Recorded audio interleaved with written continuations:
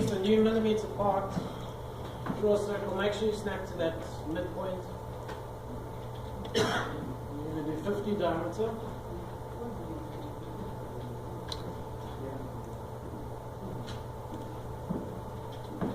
So when we do the loft, this is another example of where you have to use work planes. You don't have a choice, basically. Because we're going to be creating,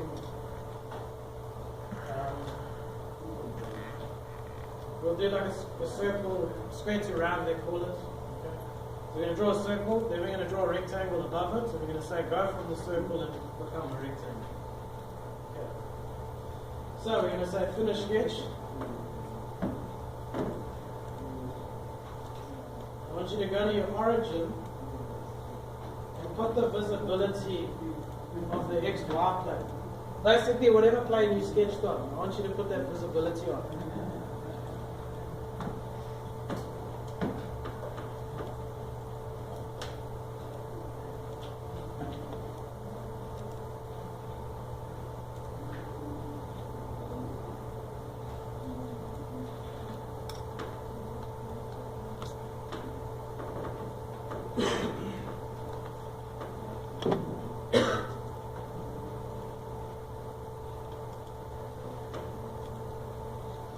Guys, all got the.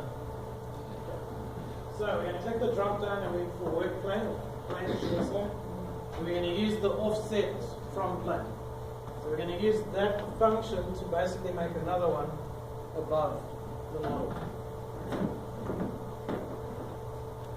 So offset from plane.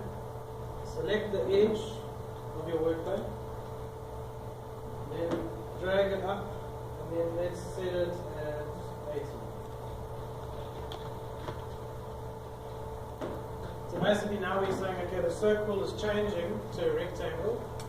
That change is happening over 80 millimeters. So let's go and create a sketch on this work plane over here. We'll do the center rectangle. You should already have your midpoint coming through. So your midpoint gets projected in every sketch you make. We draw a circle on the midpoint. This is directly above it. So the midpoint is in the middle here. So this time we don't have to project anything.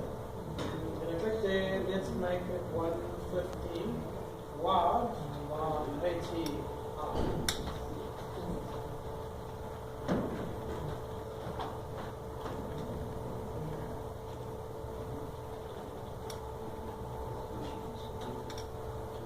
Okay, when you're finished, finish your sketch. Switch the visibility of those planes off. Remember I was saying, just make sure you keep going and going and going.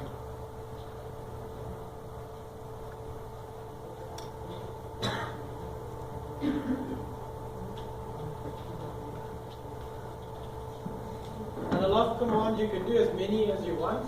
So we're just doing 2 profiles as this example, but you could have 10, 20, 30 profiles. You could have 100 if you want.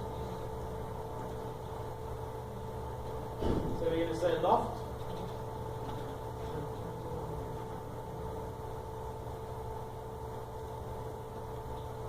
All you need to do is do it in order. So it goes from this shape to this shape. If I had a third shape, then I would click on the third one and fourth one. Just build it up. Don't go start, end, and then try to build them between bits. You go start, second, third, fourth. If you took your shape that you're trying to make and you broke it up into 1, 2, 3, 4, 5 pieces, you'll go 1, 2, 3, 4, 5. Don't go 1, 5, 2, 3. So 1 and 2, click on OK. There we go. It's basically transitioning from the circle to the rectangle. Afterwards, you could use your shell tool. You click on the bottom, click on the top, click on OK, and there's your hollow square around section. So like air ducting, those sort of things you could create using it. Shell, yeah. So shell, and then make sure you remove the top and the bottom.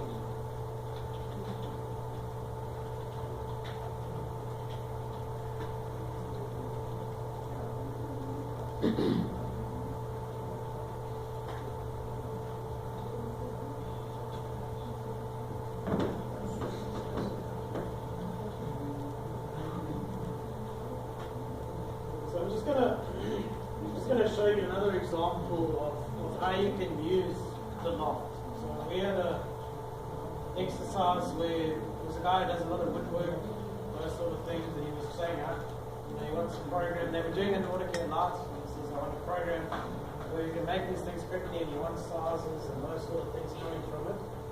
So what we then did, we said, right, let's make a cupboard. So it's 600 wide, 500 high. Okay. We then extrude that. This is now the depth of your cupboard. So let's say it's 400. Then I do the shell. And then you say, right, I'm making it out of 20 mil or 18 millimeters of wood. So that's basically my base. And I'm going to change this now to shape. That's just controlling my shape. Then I use the loft tool. So you don't actually have to have a sketch. Just now we drew a rectangle, we drew a circle. You can use faces. So I can say go from that to the outside. And then over here there's a button called New Solid. So Inventor supports drawing parts on their own, putting it together in assembly. Inventor supports starting an assembly and drawing your parts. It also supports drawing one part which can then become an assembly afterwards. So in this case, I have to use this button here, New Solid. What's going to happen is when I hit OK, there's going to be a new object over here under Solid Bodies. When I'm finished, I export this as an assembly. So I'll just quickly do the two panels. So again, there, New Solid. Again. Solid, so you see I'm right there saying solid 2, solid 3.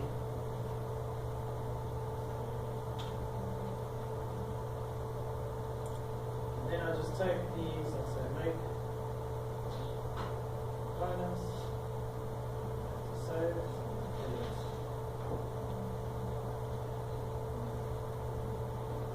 take these 4. Basically what I've got now is an assembly with the 4 panels already mounted basically to each other. These are individual parts which I can then open up. So if I want to create a drawing of this model now, the drawing stuff we'll look at tomorrow. Just saying how to save it.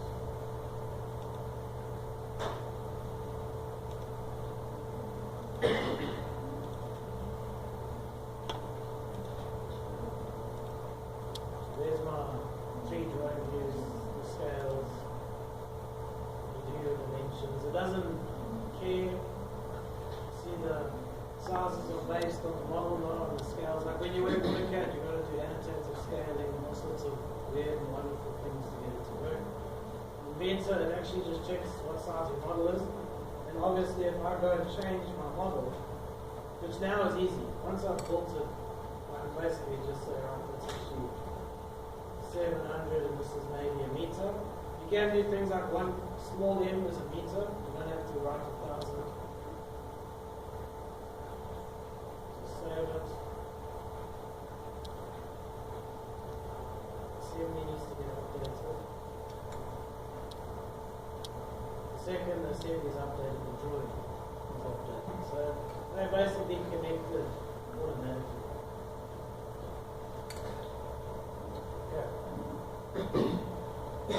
So that's just another example of how you can use loft, but then you have to do multi-solid body shapes.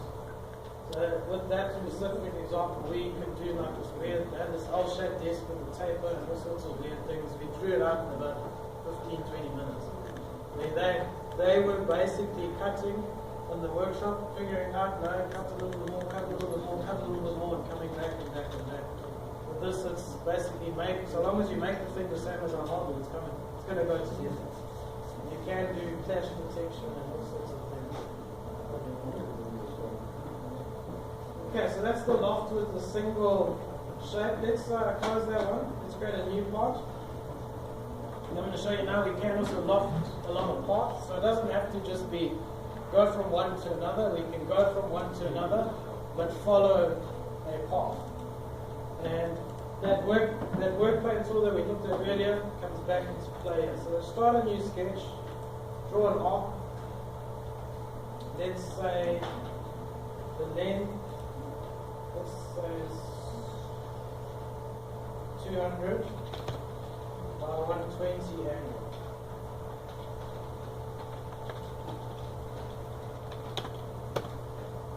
Length of the line, press tab, 120, enter. Then for the radius of this thing, let's put what's that, 100? No, not 100. You can change it afterwards, it doesn't matter.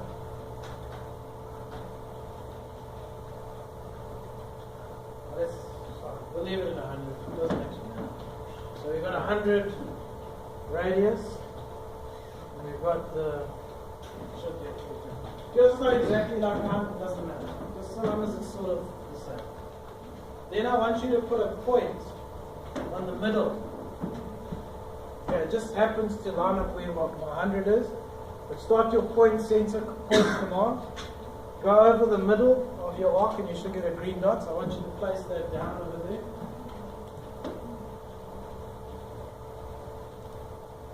Now the reason why I'm doing that is I want to be able to make a work plane. So I'm showing you how you would put a point down. So this is going to be the path the thing is going to travel on. We're going to have like a circle, maybe a bigger circle, and then back to a smaller circle. Maybe make like a handle for a jaw or something like that, where the handle gets bigger along the way. Or smaller. I don't know. You can do whatever you want when you're doing the sketches. So, finish sketch. And what I'm going to do is I'm going to generate the 3 work planes now. One, when you do loft, the start, it has to have a start and an end. Okay, so those 2 are mandatory. You can't not have an ending sketch, you can't not have a starting sketch.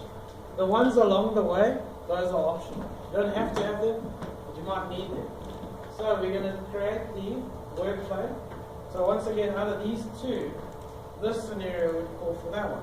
Because we don't have any straight line anywhere. It's an arc. An arc is a curve. So that's what it's tangent to at the start point. The space bar will repeat the last command. That's an AutoCAD function that they imported. So if I had space bar, then do the point, the arc, space bar, end point, and the arc. The order doesn't matter. You can do point arc or then you do more arc point. It doesn't care. So long as you give it an arc and a point, that's really right.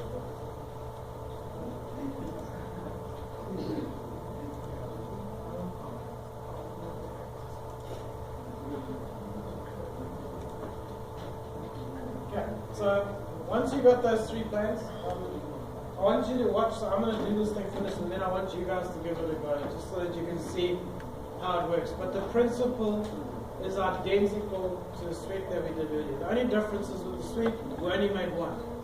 Here we're going to make sketch, sketch, sketch. Okay.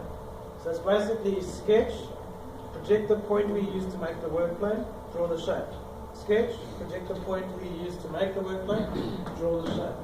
So on the end, sketch, doesn't matter the order I make the sketches, I'm going to go back to this view so I can see what I'm doing.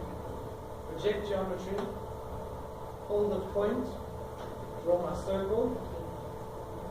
Let's say it's 50. Finish sketch. Now I make a brand new sketch. Don't draw them all in that first sketch because then it's not going to work. So a new sketch on the middle plane, project the point that I used, draw my circle. So let's say it goes thinner. So let's say it's 20. Finish sketch. I'm going to create another sketch over here. Project the point, just like I did earlier. Draw my circle. This is, maybe it's 80. Finish sketch. Then when you loft, you say loft, start, middle, end. Okay? But if I look at it from the side, it's not following that curve that I have. That's where this over here comes in. So I've drawn what we refer to as a center line.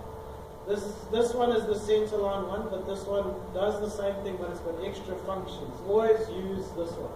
I wish they would actually remove that one out and just have this one. Because they do the same thing, but this one's got extra functions in it. So I'm then going to click on the arc, and now the shape is following there. So all I have to do is hit OK. Then I could shell these out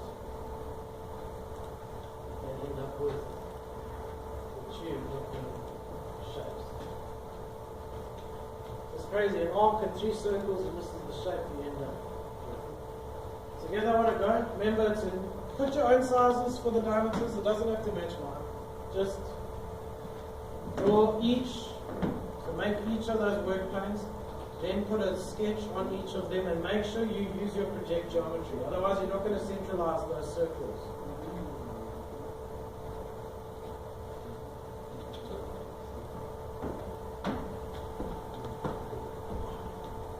And afterwards you can sharpen.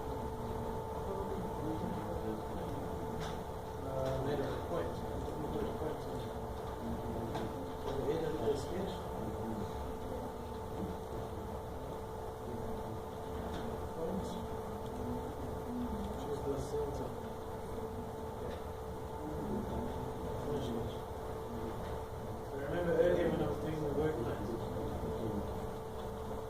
This is a arc. It's good. So you can try the other one. Start there.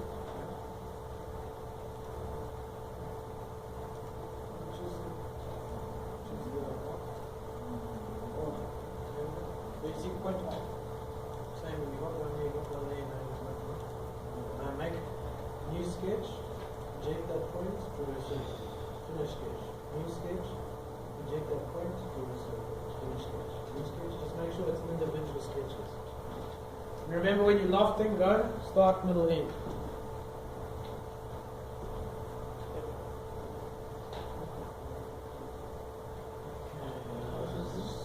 Sketch